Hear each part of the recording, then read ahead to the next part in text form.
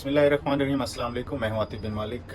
मैं बहुत अरसे बाद यूट्यूब चैनल पे वापस आया हूं। मैं 2020 में ड्यू टू जो कोविड की वजह से थोड़ा कुछ मुझे पाकिस्तान जाना पड़ गया, तो अभी मैं 2023 में वापस आया हूं इसी साल। और मैंने अपनी जॉब भी स्टार्ट की है एक और कंपनी में। तो आपने जैसे पहले मेरे यूट्यूब चैनल पे देखा था कि मैं जॉब से रिलेटेड और कुछ फूड से रिलेटेड और इस तरह की जॉब इन्फॉर्मेशंस और दूसरी इन्फॉर्मेशन बिजनेस के से रिलेटेड इन्फॉर्मेशंस अपने चैनल पे अपलोड करता था। तो वो मेरा चैनल जो है मीन्स टू से कि मैं नहीं बना सका वीडियोस। तो अभी मैं वापस आया हूँ, तो इंशाल्लाह मैंने दोबारा आपके लिए जॉब्स इन्फॉर्मेशंस और इससे बिज़नेस से रिलेटेड और कुछ फूड से रिलेटेड आप लोगों को इंशाल्लाह इस चैनल पे देखने को मिलेगा। तो मैं जिन जिन लोगों ने मेरा चैनल सब्सक्राइब किया हुआ है, तो उनका शुक्रिया। तो आज की जो वीडियो है वो उसमें मैं आपको ये बताना चाहूँगा कि अभी करंटली जो सिचुएशन है यूएई की, वो जॉब से रिलेटेड क्या है। एज ए इंजीनियर्स जो सिविल के हैं, इलेक्ट्रिकल के हैं, मैकेनिकल के हैं, टेलीकम्युनिकेशन के हैं, कंप्यूटर साइंस जिन्होंने की हुई है, और जो जो इंजीनियरिंग से रिलेटेड हैं, मैकेट्रॉनिक्स होगी, ऑटोमोबाइल होगी, तो वो सबको मैं बताऊंगा। सबसे पहले मैं आपको ये बताना चाहता हूँ कि फ़िलहाल जो यूएई की मार्केट है वो बहुत अच्छी जा रही है, बहुत बूम है, बहुत जॉब्स आ रही हैं। स्पेशली जो मुझे देखने को मिली हैं जॉब्स, वो कंस्ट्रक्शन से रिलेटेड हैं, जिसमें सिविल, इलेक्ट्रिकल, मैकेनिकल में एचवेक हो गया, और एमईपी, इलेक्ट्रिकल, एमईपी और मैकेनिकल ये दोनों काम करते हैं, तो उसमें बहुत जॉब्स आ रही हैं। तो इसमें कंस्ट्रक्शन बहुत ज़्यादा हो रही है और जॉब्स भी बहुत अच्छी आ रही हैं। तो आप लिंक्डइन पे और इसके साथ जो भी जॉब्स के गूगल पे सर्च करेंगे कि आपको जो वी कैन से कि जो और इसमें जो मेरी फर्दर वीडियोस आएंगी, मैं इंशाल्लाह इसमें, जैसे मैंने सिविल की पहले वीडियो बनाई हुई है, आप वो मेरे चैनल पे देख सकते हैं। इलेक्ट्रिकल की हैं और न्यू फ्रेशर जो आए थे उनसे रिलेटेड भी हैं। तो अभी भी हम एक सिलसिला दोबारा शुरू करेंगे, जिसमें हम सबसे पहले सिविल को और इलेक्ट्रिकल को और मैकेनिकल, जो तीन ये इंजीनियरिंग की टाइप्स हैं, इनको हमने कवर करना है। जिसमें सबसे पहले आपको जॉब से इनकी मार्केट, उसके साथ आपको ये बताया जाएगा कि इनकी जॉब की प्रिपरेशन, इंटरव्यू की प्रिपरेशन कैसी, और आपने अप्लाई कैसे करना है यहाँ पे। अभी देखें, बहुत से लोग हैं जो इंडिया, पाकिस्तान और दूसरी कंट्रीज़ में बैठ के जॉब हासिल कर रहे हैं, और मैं विटनेस हूँ। मेरी खुद जॉब भी पाकिस्तान से हुई है और मैं पाकिस्तान से ही इंटरव्यू दे के इधर आया हूँ। तो इसी तरह आपको स्टेप टू स्टेप गाइड करेंगे कि आपने किस तरह से जॉब को सर्च करना है, और कौन सी आपने वेबसाइट से अपना एक और कौन सी वेबसाइट से आपने अपना एक अकाउंट बना के तो अभी मैं जो आपको एक जॉब इंफॉर्मेशन देना चाहता हूँ, वो बेसिकली डाटा सेंटर से रिलेटेड है। जिसमें आपको मैं ये बताना चाहता हूँ कि डाटा सेंटर में कौन कौन अप्लाई कर सकता है, चाहे वो पाकिस्तान में है, चाहे वो इंडिया में है। तो आप नोट कर लें, सबसे पहले डाटा सेंटर में जो अप्लाई कर सकता है, या डाटा सेंटर का जिसके पास एक्सपीरियंस है, इलेक्ट्रिकल, मैकेनिकल। इलेक्ट्रिकल वाले जो हमारे इंजीनियर्स हैं, उनके पास अगर डाटा सेंटर का एक्सपीरियंस है। डाटा सेंटर में होता क्या क्या है? डाटा सेंटर में बेसिकली आप देखें कि हमारा जो डाटा सेंटर होता है, उसमें दो मेन आइटम्स या टाइप्स कह लें, एक क्रिटिकल और एक नॉन क्रिटिकल। क्रिटिकल बेसिकली हमारी वो साइट होती है जिसमें हमारे डाटा हॉल हो गए, इलेक्ट्रिकल हो गए और मैकेनिकल। इसमें इलेक्ट्रिकल में हमारा ये आ जाता है, सबसे पहले हमारा यूपीएस, रेक्टिफायर्स, जनरेटर्स, और मैकेनिकल में एचवेक सिस्टम हो गया, और दूसरा हमारा फायर फाइटिंग हो गया, प्लम्बिंग हो गया, ये चीज़ हो गई। तो इसमें आपको आपने जो अप्लाई करना है या आपने जो प्रिपरेशन करनी है, वो क्या करनी है, वो मैं आपको बताना चाहता हूँ।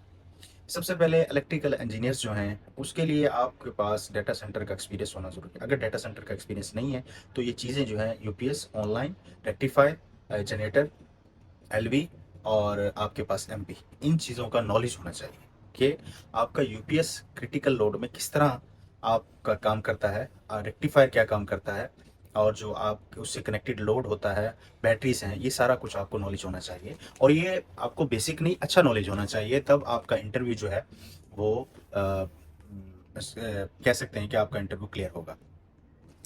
अब मैं आपको बताता हूँ कि इसमें इंटरव्यू में क्या क्या पूछा जाता है। सबसे पहले तो बेसिकली जो इलेक्ट्रिकल वाले हैं, उनसे सबसे पहले वो बेसिक में पूछते हैं। कोई भी इंटरव्यू अगर आपको कॉल करता है यहाँ से लेने के लिए, पाकिस्तान है या इंडिया है, तो वो आपको सबसे पहले पूछेगा कि आपने क्या क्या काम किया हुआ है, ठीक है।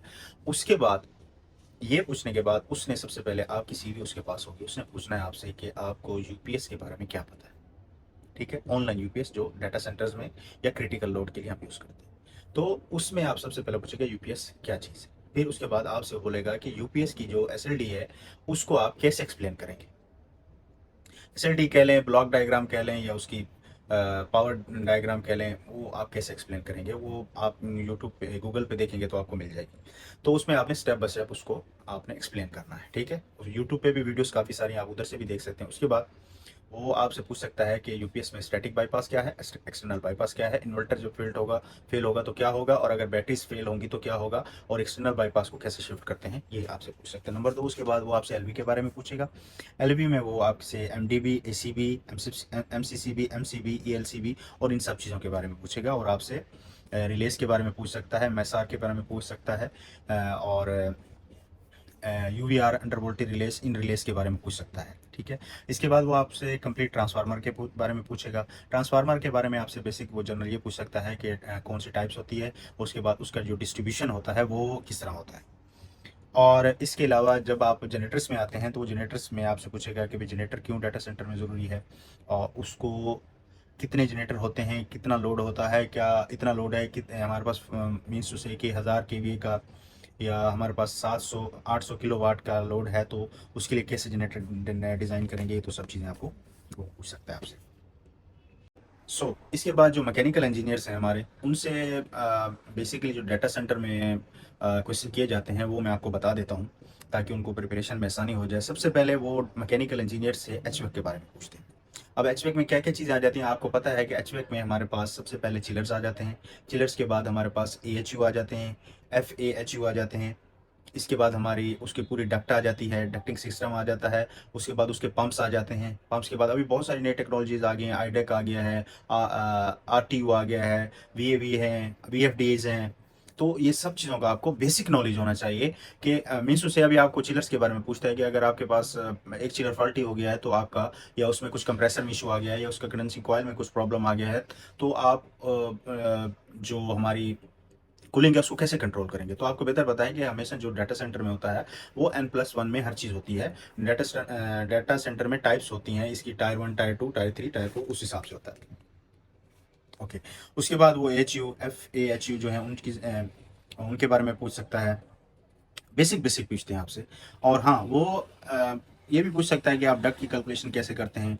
आप एक रूम का एरिया दे देगा, उसमें लोड दे देगा, तो आपसे वो पूछेगा कि इसकी आप इसके लिए कितनी रिक्वायर्ड है, कितना यूनिट रिक्वायर्ड है। और मुझे एक और चीज़ याद आ गई कि क्रैक यूनिट्स आप लिखेंगे, तो क्रैक यूनिट्स भी आजकल एक न्यू टेक्नोलॉजी यहाँ पे आई हुई है, तो वो भी उसके बारे में भी क्वेश्चन कर सकता है। तो और मोस्ट इम्पोर्टेंट जो है fire fighting, fire alarm system, fire fighting.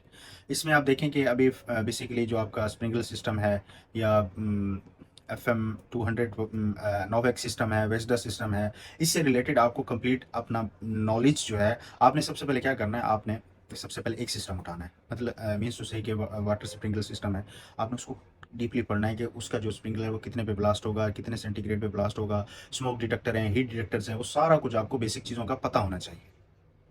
और इसके बारे में लिफ्ट्स हो गई, पंप्स हो गए, ये सारा कुछ फायर फाइटिंग के लिए जो हमारे पास इलेक्ट्रिक पंप है, जो भी पंप है, डीजल पंप है, उसका कितने बार का प्रेशर होता है, वो कितने पे कट ऑफ होता है, ये सारी चीज़ें आपको बेसिक बेसिक पता होनी चाहिए, ताकि इंटरव्यूअर को ये पता हो कि मैं जिसका इंटरव्यू कर रहा हूँ उसको एटलीस्ट सब चीज़ों का पता है। और इसके अलावा वो आपसे बेसिकली जनरल भी पूछ सकता है, इलेक्ट्रिकल वाले से वो मैकेनिकल का भी पूछ सकता है, मैकेनिकल वाले से इलेक्ट्रिकल का भी पूछ सकता है।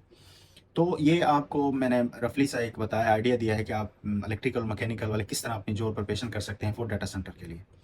और इसमें मोस्ट इंपॉर्टेंट थिंग्स मैंने आपको बता दी हैं। और BMS सिस्टम जो है, बिल्डिंग मैनेजमेंट सिस्टम, वो भी इलेक्ट्रिकल मैकेनिकल दोनों लोगों को पता होना चाहिए कि हमको इसमें क्या होता है और इसमें हम किस तरह से काम कर सकते हैं, और इससे हमारा जो लिंक है वो क्या है, ठीक है ना।